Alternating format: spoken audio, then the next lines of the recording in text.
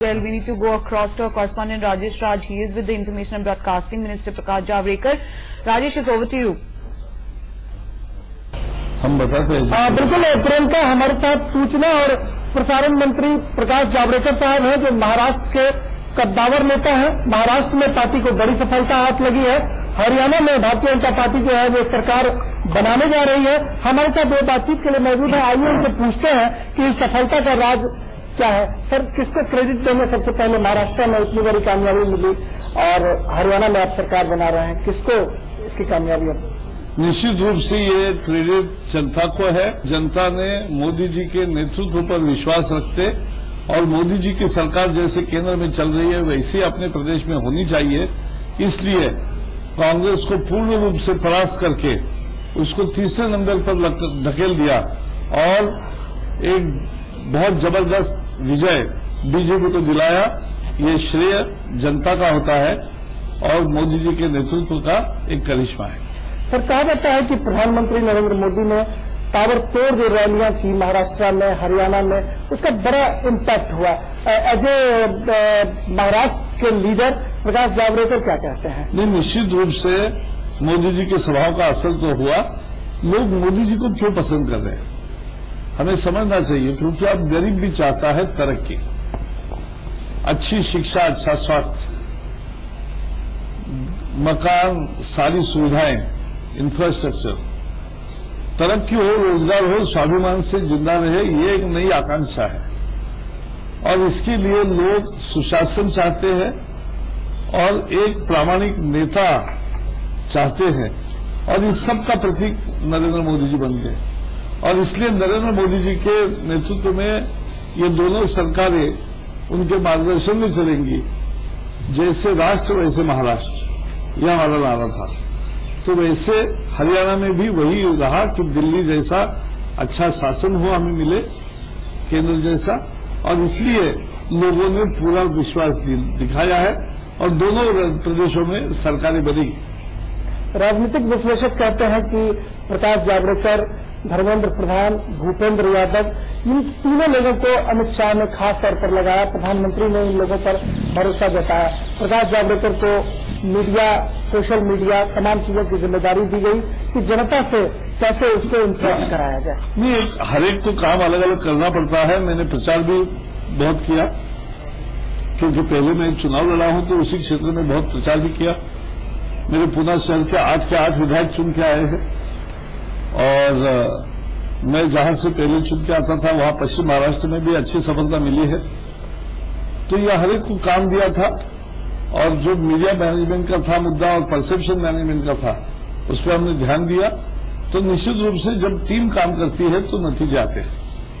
Team काम करती है तो नतीजे आते हैं। सर, क्या लगता है कि आने वाले दिनों में अगर शिवसेना के साथ जिस तरीके से रिश्ते जो थे उनमें दरारें आई, लेकिन भारतीय जनता पार्टी की ओर से ये कोशिश की गई कि हम शिवसेना के खिलाफ कोई बयान न दें। बाल ठाकरे का नाम भी प्रधानमंत्री ने लिया, बहुत आदर के साथ कहा कि मैं उनकी इज्जत करता हूं, और गोपीनाथ मुंडे अगर होते तो शायद जो रिश्ते अलग हुए हैं वो नहीं टूट पाते। ये शिवसेना का कहना था, मुंडे जी होते तो नहीं होता। हमने कहा बाला साहब होते तो नहीं टूटता था।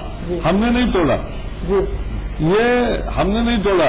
जितनी सीटें वो, हम तो 130 सीटों पर मांग आखिर क्या थी, 130 140 करे, उसके लिए भी तैयार नहीं। उतनी तो सीटें हम जीत रहे।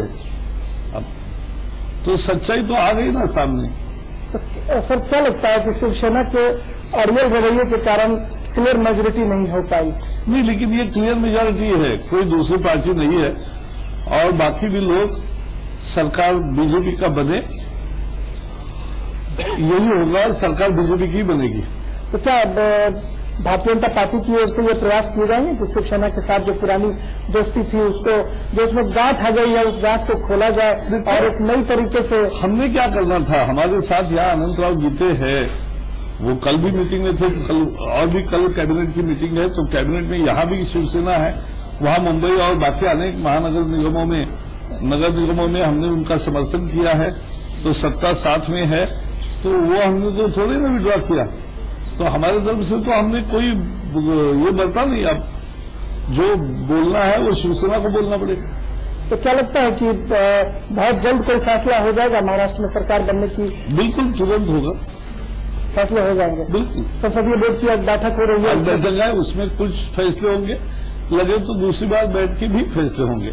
सर क्या लगता है कि महाराष्ट्र में भी कहा जाता है कि कहीं न कहीं कास्ट पॉलिटिक्स या फिर जो सोशल इंजीनियरिंग है उसका इम्पैक्ट देखा जाता है? इस बार कितना नजर आया ये? इस बार लोगों ने न जात पर, न पैसे के बल पर, पैसे के मोह में या दादागिरी को दबते हुए वोट नहीं किया है।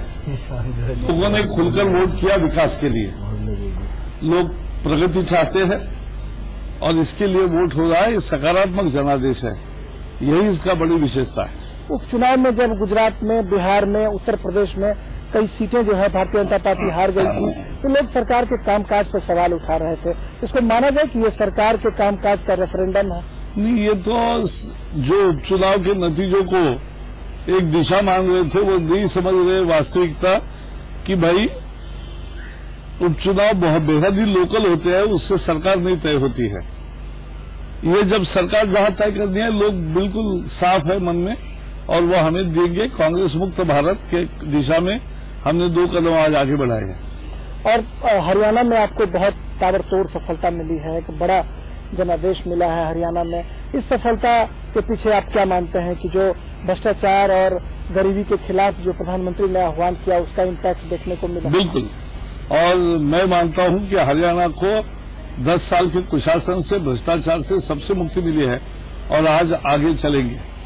आगे चलेंगे।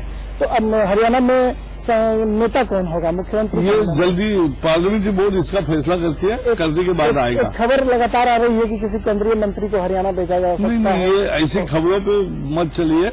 हमारे पार्लियामेंट्री बोर्ड फैसला करेगा और आपको बताएंगे हम। सर आने वाले दिनों में कश्मीर में, झारखंड में चुनाव होने हैं अगले साल। वहां भी यही हाल होगा कांग्रेस का और हम जीतेंगे दोनों जगह। भारतीय जनता पार्टी का जो कामकाज है वो बढ़ता जाएगा और सरकार जो है वो परचम अपना लहराती रहेगी। बिल्कुल करेगी, क्योंकि ये जनता की अपेक्षाओं पर खरी उतरने वाली सरकार है। तो सर लगातार भारतीय जनता पार्टी की ओर से अमित शाह भी कह रहे थे कि कांग्रेस की स्थिति जो है वो पार्लियामेंट के चुनाव की तरह होगी और जो विधानसभा के चुनाव में भी वो विपक्ष के नेता पद का जो दायित्व, दोनों जगह ऐसा ही हुआ है।